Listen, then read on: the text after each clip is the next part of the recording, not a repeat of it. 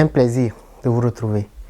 Merci de faire partie de notre communauté. Si c'est votre première fois de nous suivre, nous parlons ici sur cette chaîne de métiers, de profession, de formation. Merci donc de vous abonner et de cliquer sur la cloche de notification. Nous avons eu, depuis le début de notre chaîne, à encourager la formation. Et d'ailleurs, c'est l'objectif de cette chaîne. Aujourd'hui, nous avons le plaisir de constater qu'il y a des ingénieurs maliens qui, de par leur travail d'experts dans d'autres pays, parce qu'ils ont eu à se former au Mali, en Afrique et à l'extérieur du Mali, ont eu à rehausser l'image du Mali. Je m'en vais les encourager, les féliciter et par ce moment également, encourager tous ceux qui, de par leur capacité, leur intelligence, doutent encore ou bien sont freinés par une certaine motivation qu'ils devraient avoir à commencer les études, à reprendre les études à l'extérieur de leur pays. Je suis d'accord que parfois il est difficile de le faire, mais du point de vue technologie, du point de vue qualité de la formation, il est important que nous prenions l'ascenseur et que nous utilisions nos compétences, notre intelligence et développer en tant soit peu ce que nous pouvons faire pour plus tard les utiliser en tant qu'experts pour rehausser et libérer nos pays sur le plan technique, sur le plan technologique et plus sur le plan industriel. Aujourd'hui, le Mali, de par 13 ingénieurs, 13 techniciens, 13 héros, ont donné une certaine liberté au Mali. Nous allons, sur cette vidéo, pour prouver encore une fois qu'il est toujours préférable d'utiliser les compétences que nous avons pour apprendre à l'extérieur de nos pays parce qu'il y a des outils de formation qui ne sont pas dans nos pays et de par ces outils-là, nous aurons forcément une meilleure formation et qui pourrait s'ajouter à ce que nous avons appris dans nos pays pour les utiliser et libérer nos pays. Suivons ensemble. Saboté, pris en otage par une société française, le Mali récupère avec succès son système informatique souverain de gestion des données du recensement administratif à vocation d'état civil RAVEC. C'est au bout de 2 mois et demi de batailles à intensité variée, le comité technique des experts bénévoles gagne cette guerre de souveraineté numérique Mali-Koura Biométrie. Après 3 semaines de travail intensif jour et nuit, mon équipe et moi avons pu récupérer tous les mots de passe de tous les serveurs. Nous avons également récupéré et sécurisé les données de la population malienne. Sur le plan logiciel, le temps de démarrage de Mali-Koura Biométrie est de 10 minutes, contre 45 minutes pour l'ancien système. Le temps d'arrêt également est de 30 minutes, contre 4 heures pour l'ancien système. Il n'y a pas de prestataire étranger pour les contrats de maintenance. Surtout, le basculement a été fait aujourd'hui à 0 francs pour l'État malien. Brusquement interrompu sa prestation, puis la société française refuse d'honorer ses engagements en matière de transfert des compétences.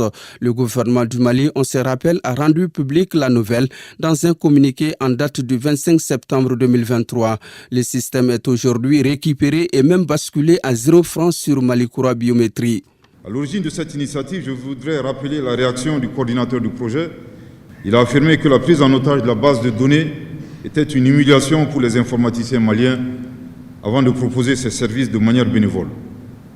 Excellence, Monsieur le Président de la Transition, chef de l'État, Mesdames et Messieurs, à l'issue des travaux, une nouvelle application dénommée Mali-Koura Biométrie, soumise à votre approbation, a été conçue de manière autonome par des ingénieurs maliens entre le 2 octobre 2023 et le 16 décembre 2023.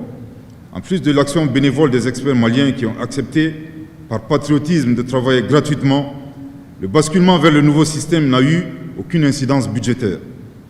Il est d'autant plus important de relever ces faits que l'offre la moins onéreuse pour mettre fin à cette prise d'otage qui nous a été proposée et pour laquelle le ministère de l'Économie et des Finances a été saisi s'élevait à environ 6 milliards de francs CFA pour un délai d'exécution de 6 mois, avec le risque de créer une nouvelle dépendance.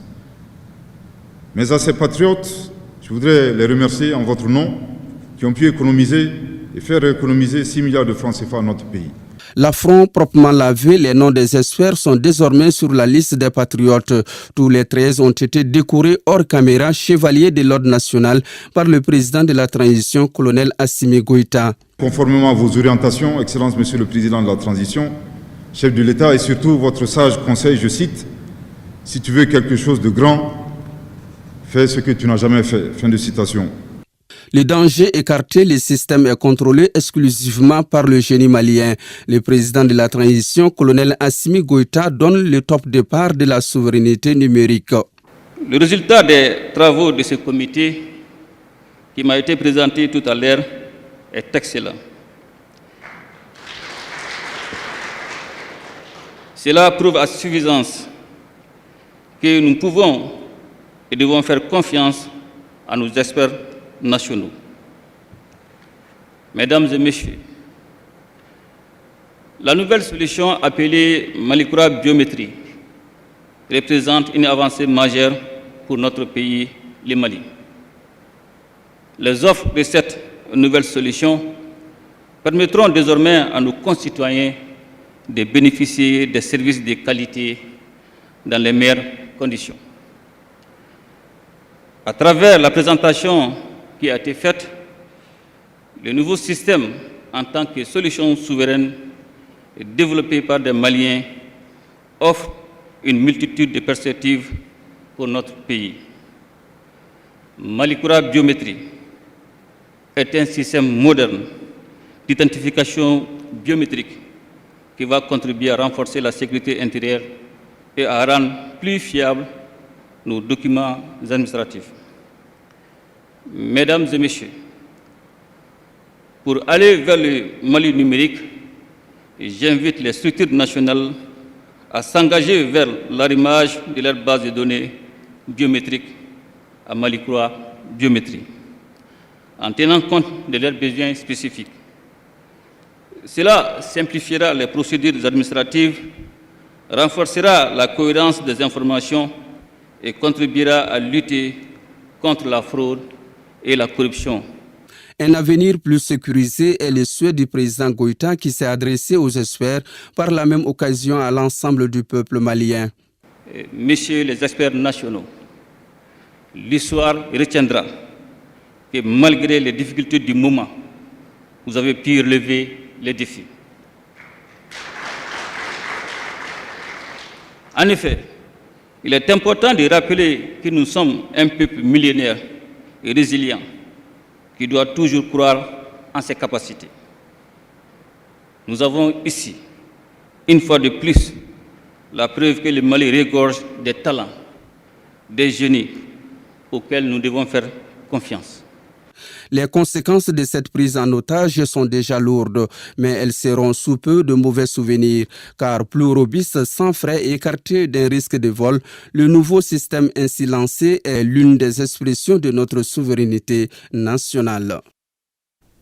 Comme l'avait constaté, les 13 experts maliens ont rehaussé l'image du Mali, ont libéré le Mali, ont prouvé encore une fois que nous, Africains, nous sommes les peuples les plus intelligents. C'est juste que la manière dont nos institutions ont été élaborées, les outils de formation ont été mis en place ne nous permettent pas de réellement être à la hauteur de ce que nous voulons être ce que nous aurons dû être. Aujourd'hui, de par les experts à l'extérieur, nous aurons forcément notre rôle à jouer dans nos pays. Et c'est ce que nous tuons à expliquer sur cette chaîne-là.